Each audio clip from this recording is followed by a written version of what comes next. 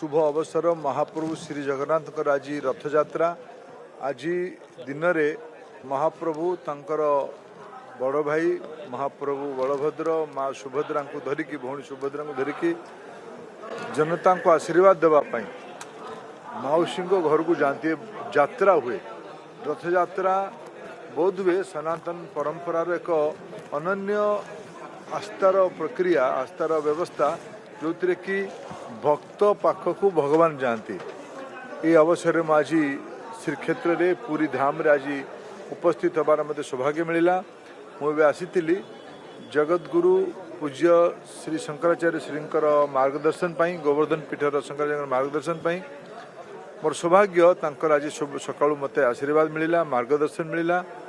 मुठू एबे आमर गुंडीचा पहंडी विजय हम पहंडी विजयर दर्शन करिबार सौभाग्य मिल।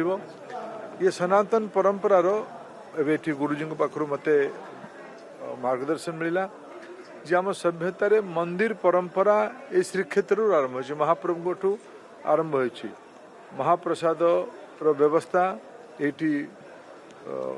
परम पूज्य श्रीमद शंकराचार्य जिते जीर्णोद्धार आउ थे कले से परंपरा ये आरंभ करते।